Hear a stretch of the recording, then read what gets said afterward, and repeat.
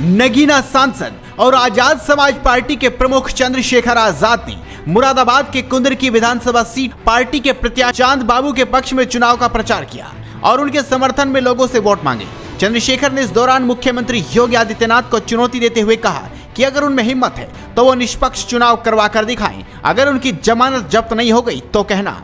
चंद्रशेखर आजाद ने कुंदरकी में आसपा प्रत्याशी चांद बाबू के प्रदर्शन में जनसभा को संबोधित करते हुए कहा कि चांद को चुनाव जिताकर विधानसभा में भेजकर आप इस गुंडागर्दी वाली सरकार से हिसाब मांग सकते हैं। योगी सरकार पर हमला करते हुए उन्होंने कहा कि जिसको चाहे जेल भेज दो, किसी के भी घर पर बुलडोजर चला दो, मकान गिरा दो, किसी के भी बच्चे को गोली मार दो, किसी को भी घर से उठाकर जेल में डाल दो, फिर ये लोग आपका आधार कार्ड छीन लेंगे, आपका पहचान पत्र ले लेंगे। आइए सुनते हैं उन्होंने और क्या कुछ कहा। आज उत्तर प्रदेश में गुंडागर्दी की सरकार चल रही है, आज उत्तर प्रदेश में बुलडोजर की सरकार चल रही है, आज उत्तर प्रदेश में जालिमों के को ताकत देने की और कमजोरों को मजलूमों को सताने वालों की सरकार चल रही है।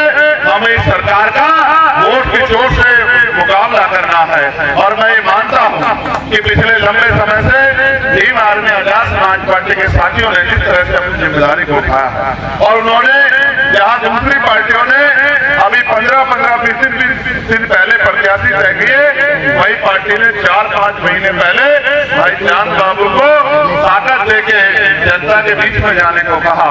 पिछली बार उनको मौका मिलना था लेकिन वो मौका उनको नहीं मिल पाया, उनके अधिकार को छीन लिया गया। वो जब हमारे पास आए और उन्होंने अपनी पीड़ा हमें बताई तो हमने तय किया कि भाई हाजी चांद बाबू को ये मौका दोबारा मिलना चाहिए और हो सकता है सहयोग से ये उपचुनाव भी उन्हीं के लिए हो रहा हो कि उनको दोबारा से मौका मिलके विधानसभा आप लोग भेजने का काम करें। आप महसूस करके देखिए, ये सरकार जो सबके साथ सबके विकास की बात करती है, इसमें सबका विकास कहाँ? क्या ये किसानों के आमदनी दुगनी कर पाई, या किसानों के गन्ने का रेट बढ़ा पाई, या किसानों के जो फसल है उसका दाम सही समय पर दिला पाई? नहीं। क्या ये पढ़े लिखे नौजवानों को रोजगार दिला पाई? क्या यह गरीबों के बच्चों को? देखो, मैं मानता हूँ हर धर्म में सिखाया गया कि तालीम लेना बहुत जरूरी है। सिखाया गया नहीं सिखाया गया?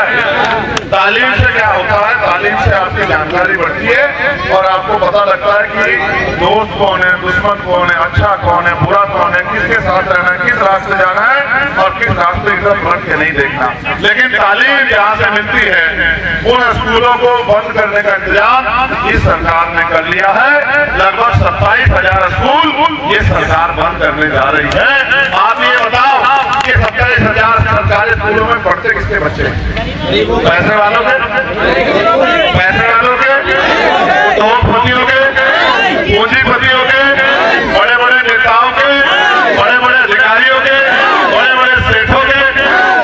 इनमें बाबू साहब के बच्चे नहीं पढ़ते, इनमें आपके और मेरे गरीब परिवार के बच्चे पढ़ते हैं।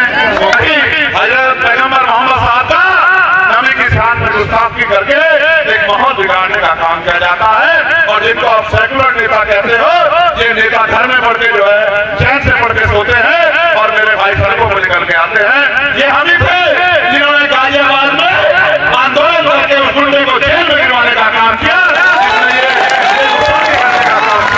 आप भी हाजी चांद बाबू को ताकत लेके मेरे इस बहादुर भाई को असेंबली में भेज के इस गुंडागर्दी वाली सरकार से अपने साथ होने वाले जुर्म का हिसाब मांग सकते हो। जिसके घर पे बुलडोजर चला दो, जिसका मकान गिरा दो, जिसके बच्चे को गोली मार दो, जिसको जो है घर से उठा के जेल में बंद कर दो, अभी आधार कार्ड छीन रहे हैं, फिर जो है वो पहचान पत्र छीन लेंगे, फिर वोट नहीं गिरने देंगे। तुम तो कह रहे हो तुमने बहुत काम किया, तुम तो कह रहे हो सबका साथ सबका का विकास कर रहे हैं। अगर हिम्मत है मुख्यमंत्री जी तो फिर चुनाव कराकर देखो, अगर आपकी जमानत जब्त नहीं हो गई।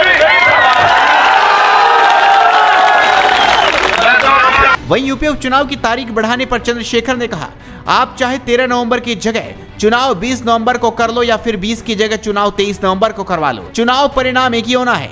बीजेपी को हराकर आजाद समाज पार्टी का प्रत्याशी जीतेगा और एक एक जुल्म का हिसाब लेगा। उन्होंने लोगों से उनकी पार्टी के पक्ष में वोट देने की अपील करते हुए कहा कि उन्हें जिताकर इस गुंडागर्दी वाली सरकार से अपने साथ होने वाले जुल्म का हिसाब मांग सकते हैं।